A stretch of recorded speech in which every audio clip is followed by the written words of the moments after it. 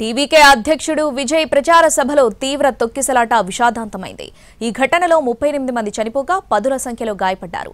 మరోవైపు ఈ ఘటనపై సీరియస్ అయిన తమిళనాడు సర్కార్ విచారణకు ఏకసభ్య కమిషన్ నియమించింది. మరోవైపు పరిస్థితిపై కేంద్రం ఆరా తీసింది. తమిళనాడు ప్రభుత్వానికి అండగా ఉంటామని హామీ ఇచ్చింది. తమిళగ వెట్రి కళగం అధ్యక్షుడు విజయ్ ప్రచార సభలో తీవ్ర తొక్కిసలాట చోటు చేసుకుంది.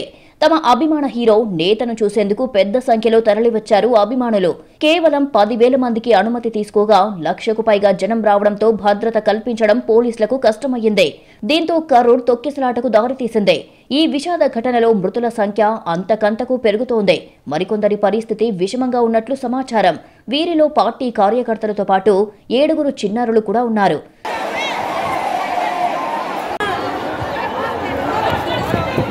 కరూర్లో విజయ్ నిర్వహించిన ప్రచార సభకు భారీ సంఖ్యలో కార్యకర్తలు, అభిమానులు తరలివచ్చారు.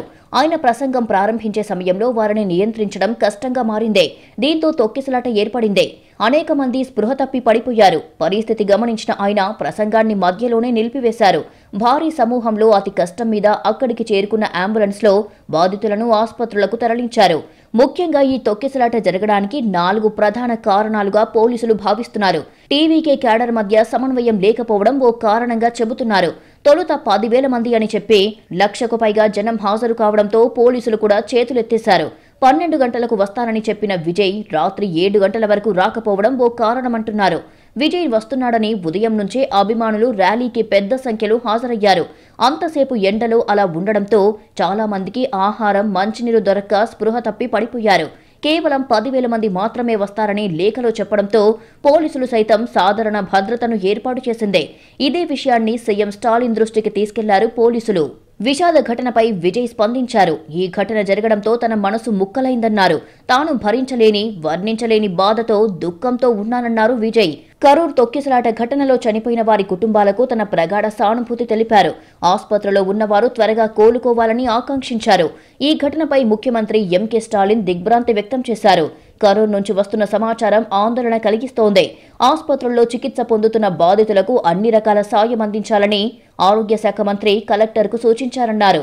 కరూర్లో సాధారణ పరిస్థితులు తీసుకువచ్చేందుకు అవసరమైన చర్యలు తీసుకోవాలని పోలీసు ఉన్నతాధికారులను ఆదేశించారు. వైద్యులు, పోలీసులకు సహకరించాలని కరూరు పౌరులకు విజ్ఞప్తి చేస్తున్నా అని ముఖ్యమంత్రి ఎక్స్ వేదికగా పోస్టు చేశారు. తమిళనాడులో తొక్కిసలాట ఘటనపై ప్రధాని మోడీ దిగ్భ్రాంతి వ్యక్తం చేశారు. కరూర్లో ప్రచార సభలో దురదృష్టకర సంఘటన తీవ్రంగా కలిచివేసింది. బాధిత కుటుంబీకులకు ప్రగాఢ సానుభూతి తెలియజేస్తున్నా కష్ట సమయంలో వారికి మనోధైర్యం అందించాలని, గాయపడిన వారు త్వరగా కోలుకోవాలని ప్రార్థిస్తున్నానన్నారు ప్రధాని మోడీ. తొక్కిసలాట ఘటనపై కేంద్ర హోంమంత్రి అమిత్ షా ఫోన్ ద్వారా ఆరా తీశారు. తమిళనాడు ప్రభుత్వానికి అండగా ఉంటామని ప్రకటించారు.